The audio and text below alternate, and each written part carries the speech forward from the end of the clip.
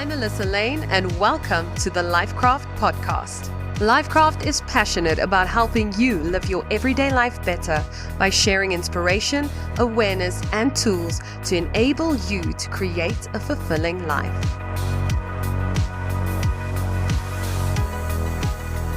On this episode of the LifeKraft podcast, we have financial planner Adele Barnard. This is the final episode of our Monday Money Matters series, created to help you become your most abundant self. In this episode, we discuss how to manage your money as a couple. The thing people most often fight about is money. So Adele walks us through when to bring up the topic of money in a relationship, your mindset about it, which are the important conversations to have with your partner, and so much more.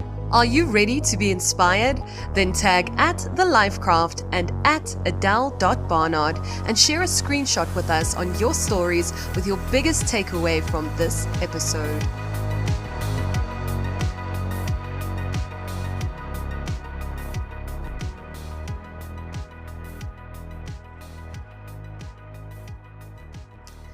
Adele, we have come to the final episode of our Money May series, and we have learned so much from the mindset in regards to money, to budgeting hacks, to more deeper things like living a debt-free life. But today's topic is so important because it's something that I know a lot of people struggle with, and that is how to manage your money as a couple, because it's very easy to do your own thing, have your own rules, and have your own beliefs when it comes to money. But when you are co-creating with another person who has their own beliefs and their own way of doing things, it can get very messy. And I don't want this to be a reason why people can't be in healthy relationships. So thank you for being here today, and thank you for this amazing topic.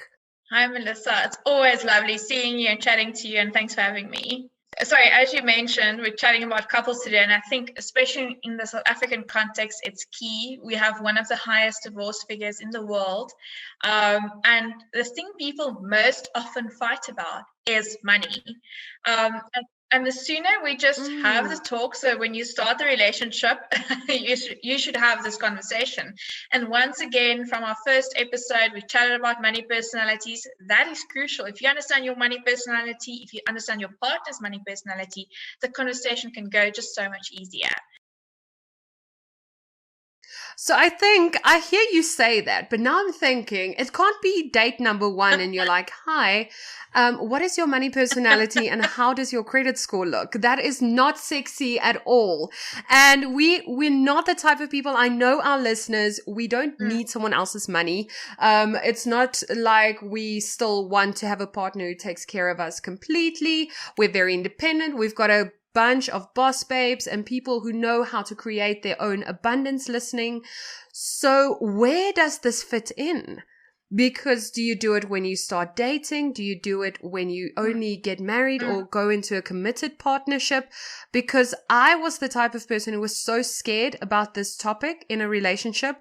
I just started having the conversation early on because I did not want to be like the people I saw growing up who were married for 20, 30, 40 years, still having fights when it comes to how they use their finances. True.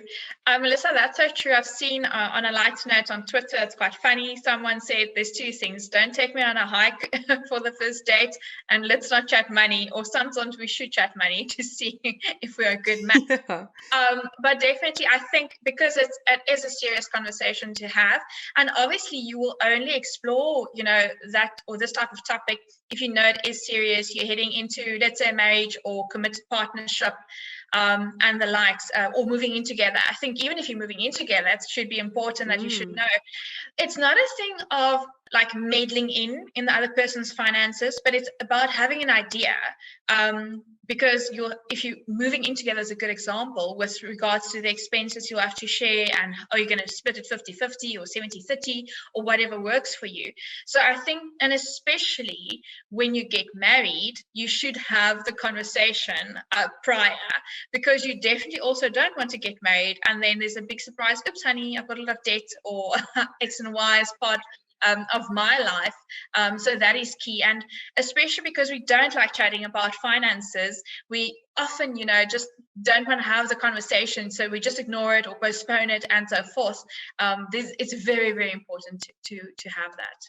Absolutely. And I know in my own life, I was single for quite some time. So I wanted to start working on my finances and my money mindset. And I started making dates with myself to go over my finances. And it was quite strange because at that time I barely had any and I had a bit of debt and I wanted to change the narrative. So I learned from amazing people like Catherine Zankina, who has Manifestation Babe, and Lisa Nichols, that you put on something nice, you play some music, you pour yourself a glass of wine, even if it's the cheapest ones because you don't have any money, and you sit down and you go through your finances and you build a relationship with money. And you always say, money is my bestie, and you really have to work on that relationship.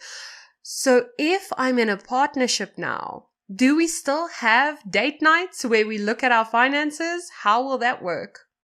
Well, I think honestly that would depend based on you as a person as well as your relationship. Because I think, so in my instance, luckily my boyfriend's also in finance. So people will say, yeah, you've got a good deal. But it can also become, it can become not heated, but we also have our different views. So it's a good thing we're both in finance, but obviously I'm the spender and he's more of a saver. So it becomes quite interesting. But I think it's good to have the conversations so that we can be aligned at the end of the day. So it's the same for in a couple. If you're in a committed relationship or partnership, and you want to, want to buy things for the house, or you want to travel together, and the likes, then you need to have the conversation and you need to have those dates, whether it's now once a week or once a month, it doesn't matter, but you need to set aside time and do it, because otherwise what happens is a couple of years down the line, a partner, passes away, and then you're like, oh my goodness, this person has so much debt, or I don't even know who's their financial advisor, I don't even know where they bank. And this sounds so ridiculous, the things I'm mentioning, but this literally happens every single day, where people just don't know what's going on in one another's finances. And I'm not saying once again that you should meddle in and know everything, but you should at least know the financial person's stance, basically. Okay, so we have to make talking about money part of the narrative when we are in partnerships of any type. And then we need to set time apart to talk about it together. Now, all that I'm hearing the listeners say is, great, how do I start that type of conversation? How do I start a conversation? I don't even know where to start. I can't just go and sit down and say, hey, we need to talk about our finances tonight, because some type of personalities, like we've gone through, like the avoider, if you've got an avoider partner or a spender partner, they are going to go into anxiety immediately. So how do we start the conversation if we want to have a healthy relationship and have a healthy financial relationship with each other? I think what is important to also take note of, be cognizant of, is you can already, whether it's now a couple of months down the line or years down the line, if you spend so much time with a person, you can pick up on their financial habits and traits. That literally does come through. But on a light note, Melissa, I think on TikTok there was this game that trended last year in COVID. Then who spends the most or whatever. Keep it casual. Yeah. Something I'm not saying posted on social media. I'm just saying like the actual game, like started off in a very light and polite manner, just to ease off, because before it comes or gets too serious. I'm talking now for people that aren't married, but if you're married, you should have this conversation yesterday already, especially if there's debts and liabilities, if there are children, financial dependents, because you really do not want to be destitute if something happens to your partner. You're like, oh my goodness, there's a lot of debt, there's not enough life covers and the likes. So that is very important. If you're married or in a committed relationship, you don't have any excuses whatsoever. Then for those that are, I think, still, how can I put it now, politely playing the field, or still figuring out what's working for them for the future, I don't think it is that important yet to have the financial conversation, except maybe, like I said, if you travel together or whatever the case might be. But it's always, honesty is always the best policy, and especially with regards to finances as well. So it depends on how comfortable you are with what you are sharing with the individual. But yeah, I think for every individual, like especially for a female, like you said, you said earlier, we're boss babes and manage on a financial plan. Everyone should just strive for their own financial independence first. Have your money dates with yourself first. Work through your own thing first, and you are settled and sorted, and then you tackle the next date. But I think, like I said, if it's not that serious yet, on a lighter level, play around to get to know one another. Yes, I love that principle, because it's the same thing with everything in relationships. When it comes to communication, when it comes to showing affection, when it comes to taking care of, or whatever, it always starts with you. So take the time to work on your finances, your mindset, your beliefs in regards to that, and then it will come naturally when you're in a partnership. So say you're already in a partnership, a long-term partnership with someone, and you want to start managing the finances differently and having conversations, making it part of the norm to talk about money in your partnership, but they don't want to. They're old school. They just want to do what they think is right, or they don't want to look at it, or whatever their type of personality is. They don't want to budge, because I hear that a lot with my clients. They want to live a healthy life, but the partner doesn't. So no one can. I've thought about that in regards to finances. Should they get someone to help them? Should they get a third party? Should they get someone who knows more and can actually guide both of them? How do you navigate a situation where one person wants to, but the other doesn't? I think, like you mentioned there, the best solution will be to get an objective outside third opinion. Get a third person. So whether that is the health coach, the financial coach or financial planner, or even a marriage counselor, a third person would be best if one party is a bit more difficult. Because if they're not open to change their opinion or mind about the way of the budget or the planning thereof, I can't imagine that the other partner, will convince them. So the best route will be to get a third party to assist. But I also think that if you are the party and you want to bring change and make change, and if it's very important to you, like my technique would just be to hammer that person until they say yes. But maybe I'm just blessed with not a very difficult partner.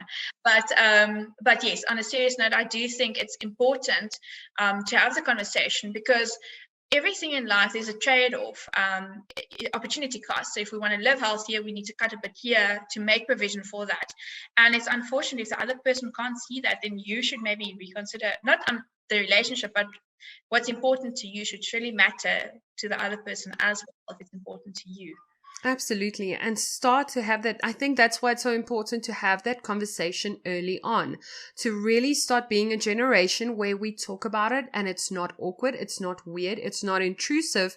It's just being open and honest and just accepting of wherever you're at, even if it looks really bad, but being able to go to that person especially and say, hey, we need to look at it, because our future selves would want this for us, for our kids, for whoever, whether it's your kids or your dogs, like it is in my case. So that's a brilliant one. And I think getting help, not wanting to do everything yourself. What are some other practical tips for them to start having that conversation? And when they started having that conversation, where do they start? Should they look at budgeting? Should they look at maybe paying off their debt? Where can they start in that whole money conversation? Okay, so the recipe is the same as the previous podcast we had. I would always say that look at your own things, look at your budget, look at your financial planning and the likes, and then just join it together with your partner's one. Because so often I see that, the one person is very meticulous and they know exactly what's going on in the finances, and the partner doesn't. So like the saying goes, two minds are greater than one. So work together, work jointly. And I'm not saying you should have one joint bank account, or okay, in some instances that does work if the one's maybe not disciplined, but still you can keep your separate accounts, but everyone view it rather as your accountability partner. If you go to the gym and you've got a personal trainer, then you more tempted, or you are more willing, or you forced in a way to go to the gym, because you're seeing that person, you're paying for the services they're going to provide to you, if I can give it in that example. So it should be your accountability partner to have open and honest conversations with, and say, cool, in our budget, I'll be responsible for X, Y, and Z. You take care of that. And end of the month, we reconcile and see if everyone have, brought played their part in our financial planning, because it's about the bigger picture. It's not only about the short term. It's about whether you've bought a property, you want to travel together, you want to get a second property, or the future of your children or the dogs or whoever it might be. And planning is key, and especially doing it together even more so. Especially we see also that, yes, the pandemic happened. Yes, young people are starting to pass away of critical illnesses all of a sudden.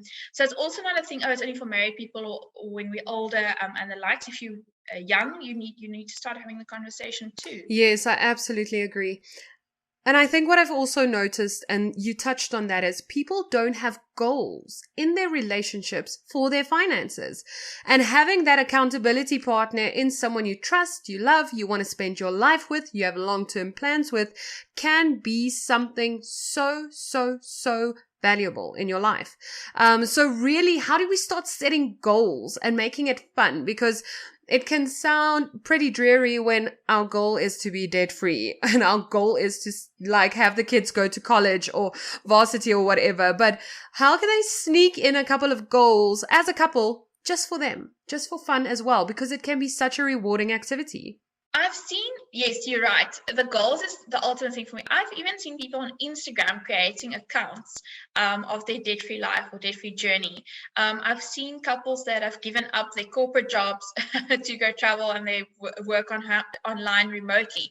And that just goes to show they've had the conversation about their future, about what they want and what their goals are and what they need to do to achieve that. So for me, the end result, the bigger picture, is so greater and significant if we put in the work. So yes, it's not nice to, whether you write the goals down or you've got a Pinterest vision board or whatever the case might be, no one wants to put in the effort, but we need to do that to achieve our goals at the end of the day. So once again, I always advise, get the platform, get the what works for you. That's the most important part, because if it doesn't work for you, you're not going to use it. It's as simple as that. And with the couples now together. A lot of a theme that's coming quite through now, I've been working, or I see a lot of couples as well that are immigrating at this point in time. So that's another conversation. And somewhere along the line, that conversation started. One partner said, I'm thinking of moving, and the other one's joining in, or whatever the case might be. So if everyone else can do it, then so can you and your partner. There's no excuses, absolutely none. Absolutely. And I think just coming from a place where it's not a judgmental place, it's a place for clarity and understanding. And when you have more clarity and you have understanding, you can start setting goals. And sometimes clarity comes through contrast. So clarity doesn't always come through the good times and the good things and making the right decisions when it comes to your finances. Sometimes it comes through making the wrong ones, having a bit of debt, not have spoken about your finances in the early days and actually being the type of avoider who didn't want to look at it. But there is always a way to turn it around, because with clarity, you can set new goals. And when two people focus on the same thing and they've got that accountability partner and they're willing to discuss it in a non-judgmental way, the sky is the limit. I think it is such a powerful place to be. It's absolutely great to be in charge of your own finances and living that single life, but it's also great to have that partner, especially if you have kids, if you have dependents, if you have that bigger vision for your life. So it's such a great conversation to have. Thank you so much, Adele. I think it is so great to start talking about this, especially in regards to couples, because it can be quite awkward and we need to change the narrative like you are doing. You are always changing the narrative when it comes to money, just talking about money, understanding it from a female point of view and from a couple's point of view and all of that. So thank you so much for your time and your energy that you put into this. And I just want to encourage everyone to go and follow Adele, to really zone in on what she's doing. If you need help in any financial area of your life, reach out to her. If she can't help you, she'll find someone who can, or she can point you in the right direction. We'd love to know what you thought about this. Are you going to start having a conversation with your partner about finances tonight or tomorrow? Make a date night out of it, like I used to. And let us know how it went. We'd love to know how it goes. And if you have any tips for people to talk about their finances with their partners. Share it in the comments below, leave a review, find us on all social media platforms. We'd love to learn from our community as well, because I think some of you have been in relationships longer than we have, so you'll have some hands-on advice for us. But thank you, Adele, for your time and for the awesome message that you're spreading, and I can't wait to talk to you again soon. Melissa, thank you so much, and to the LifeKraft, thank you so much for having me. It's a pleasure. Chat soon. Take care, be safe, and be money savvy. Bye. If you enjoyed this episode and you'd like to share your takeaway or something you heard that motivated or inspired you, we would love it if you would subscribe to our channel, leave a review, and tag @TheLifeKraft on Instagram. Also, feel free to let us know who you'd like to see appear on this show in future. We enjoy bringing you interviews from experts and everyday people so that they can talk about their experiences and share information, tips, and what has worked for them on their journey towards a better life. However, remember that the opinions or advice of our guests and myself, the host, should not be taken as personal, actionable advice and is given as general information and education only. Please always remember to consult a qualified professional before implementing any medical, financial, legal, or other advice that you believe might work for you. LifeKraft is not responsible nor liable for your decision when implementing anything you hear on the podcast. Please listen and act responsibly. The opinions of our guests do not represent the opinions or views of LifeKraft or Melissa Lane personally and are meant as information and general education only. Education only. Education.